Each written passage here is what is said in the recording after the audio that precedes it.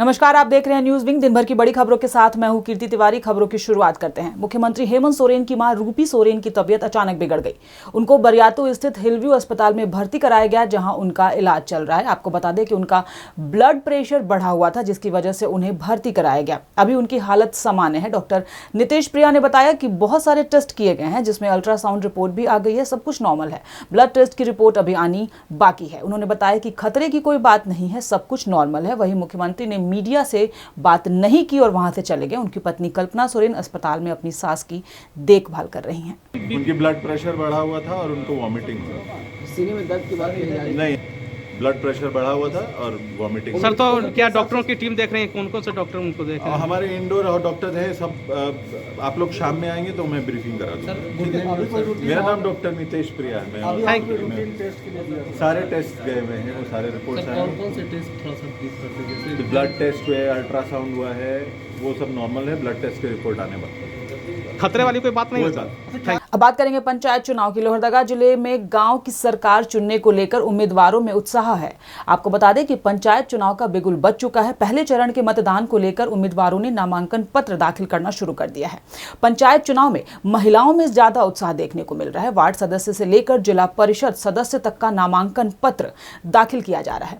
वहीं आज किस्को प्रखंड क्षेत्र से जिला परिषद सदस्य का नामांकन अंजू देवी ने किया, जो गाँव की सरकार में अपनी भागीदारी निभाने के लिए उत्सुक नजर आ रही हैं। अंजू देवी का कहना है कि अगर जनता मौका दे तो क्षेत्र के विकास में अपनी भागीदारी मजबूत तरीके से सुनिश्चित करेंगी। 2009 से जब से मैं रही आशु पार्टी में, तब से मैं जनताओं का सेवा ही कर रही हूँ और मेरी उद्देश्य है प्रत्याशी बनी। अभी मैं फॉर्म भरने जा रही हूँ। जब मुझे जनता किसको के तमाम जनता जब मौका देंगे, मैं पूरे निष्ठापूर्वक जनताओं का सेवा करना चाहती हूँ। विशेषकर मैं एक महिला होने के नाते महिलाओं पे मेरा विशेष फोकस रहेगा कि रोजगार, शिक्षा और स्वास्थ्य महिलाओं पे क्या है, उस पे मैं विशेष ध्यान दूंगी। वहीं झारखंड में त्रिस्तरीय पंचायत चुनाव की गहमा गहमी के बीच सदर एसडीपीओ के नेतृत्व में इलाके में विधि व्यवस्था बनाए रखने के लिए एक फ्लैग मार्च निकाला गया। इस फ्लैग मार्च में सीआरपीएफ के असिस्टेंट कमांडेंट के साथ साथ एक प्लाटून आरएफ के जवान चल रहे थे और नगर थाने से निकलकर यह मार्च टीन बाजार के रास्ते दुधानी और रासिकपुर होते हुए मुख्य बाजार के रास्ते पुनः नगर थाना में समाप्त किया गया। आपको बता दें कि प्रथम चरण में दुमका जिले के 4 पंचायत में चुनाव होना है और चारों प्रखंड नक्सल प्रभावित इलाके हैं। प्रशासन के लिए नक्सल प्रभावित इलाके में मतदान शांतिपूर्ण संपन्न कराना बड़ी चुनौती होती है। ऐसे में पुलिस विभाग अभी से ही एक्सरसाइज करने में जुट गया है। पंचायत चुनाव भी है और अभी जो है कि रेफ के हमारी बटालियन जमशेदपुर से आई हुई है। 24 तारीख तक, आज से लेकर के 24 तारीख तक एक अभ्यास 1 सप्ताह का यहाँ पे, और जो भी थोड़ा बहुत संवेदनशील है उन जगहों पे भी मूव करना है इस फ्लैग मार्च की तरह। उसी के आलोक में हम लोग आज एक फ्लैग मार्च रखे हुए हैं, जो टाउन होते हुए रसिकपुर होते हुए फिर हम लोग इसको भ्रमणशील रहेंगे। और शांति व्यवस्था के लिए एक संदेश भी है कि दुमका जैसे शांति प्रिय जगह उसी तरह शांति बहाल रखें। वहीं रांची के डिप्टी स्थित राजद प्रदेश कार्यालय में युवा राजद की समीक्षा बैठक रखी गई। बैठक के बाद प्रेस को संबोधित करते हुए युवा राजद प्रदेश अध्यक्ष रंजन यादव ने कहा कि झारखंड में राजद को चाहने वाले बहुत लोग हैं। हम उन लोगों तक पहुंचकर उन्हें युवा राजद से जोड़ने का काम करेंगे।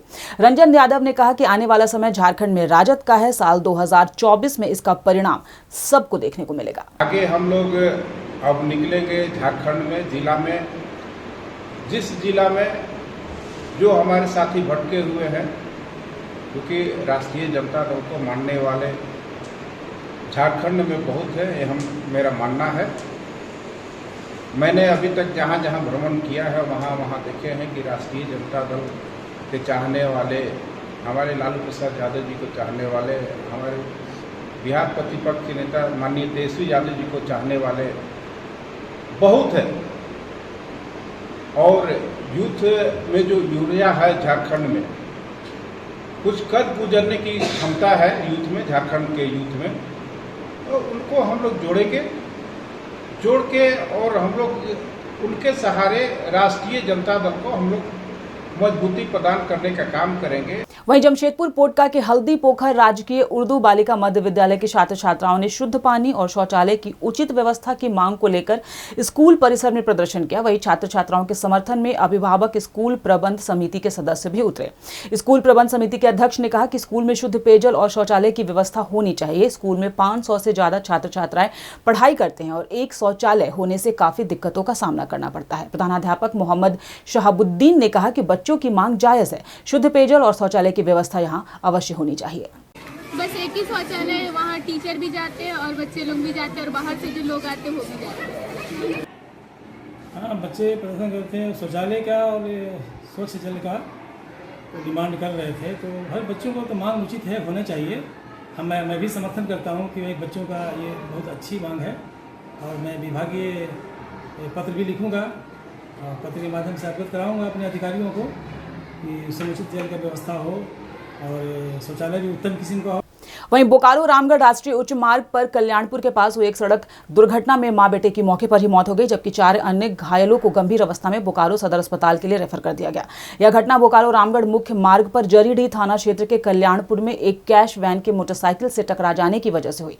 मोटरसाइकिल पर सवार मां और बेटे की मौके पर ही मौत हो गई, जबकि कैश वैन पर सवार 4 लोग गंभीर रूप से घायल हो गए। सूचना मिलने पर मौके पर पहुंची पुलिस ने सभी को स्थानीय अस्पताल पहुंचाया, जहां 2 लोगों की मौत की पुष्टि हुई। पुलिस मामले की छानबीन में लगी है। आज ऐसा है कि दोपहर में सूचना मिली कि ग्राम कमलापुर के पास NH पे एक दुर्घटना हुई है, जिसमें मोटरसाइकिल पे 2 लोग सवार थे और जो पैसा पहुंचाने का कार्य जो वाहन करते हैं, दोनों में जोरदार टक्कर हुई। उसमें कुल 6 लोग जख्मी हो गए थे, जिन्हें कि जरीडीह स्वास्थ्य केंद्र में लाया गया है। यहाँ पे 2 लोगों को डॉक्टर ने मृत घोषित कर दिया है और 4 लोगों को स्थिति को देखते हुए सदर अस्पताल बोकारो रेफर किया गया।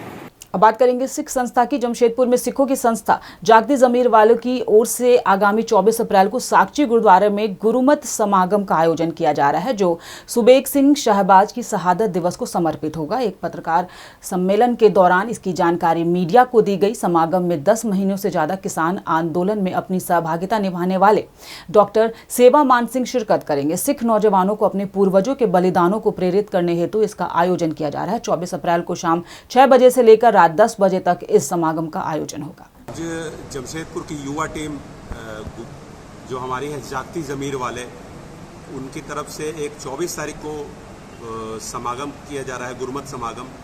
गुरुमत समागम में हमारे NRI डॉक्टर सोएमान सिंह और जसीर सिंह जग्गी बाबा जिसको कहते हैं, जो किसान आंदोलन में एक मुख्य चेहरा रहा सिखों का, वे दोनों हमारे समागम में आ रहे हैं।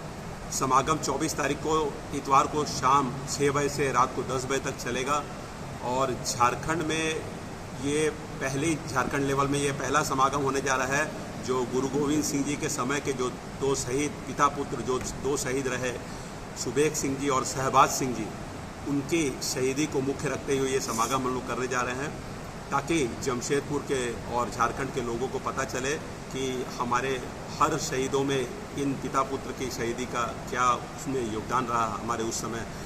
और ये समागम को सफल बनाने के लिए मैं जमशेदपुर लौह नगरी के सारे लोगों को, अपने सिख भाइयों को और सभी धर्मों के लोगों को अपील करता हूँ कि वो इस समागम में शामिल होकर इसको जरूर सफल बनाएं।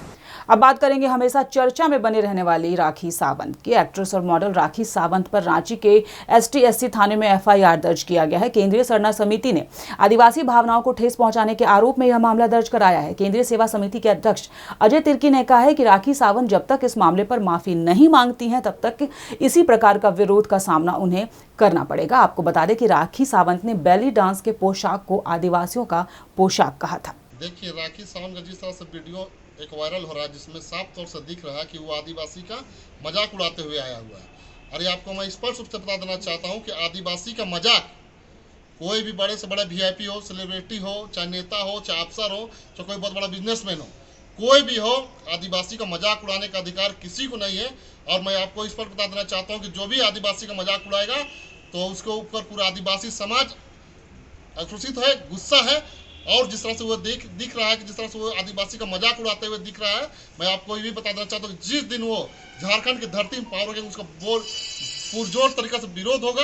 और ये जब तक वो माफ़ी नहीं मांगती, इसका विरोध हम लोग करते रहेंगे। और आने वाले दिन में हम लोग इसको STC थाना भी हम लोग आए, उसके ऊपर हम लोग FIR भी करेंगे।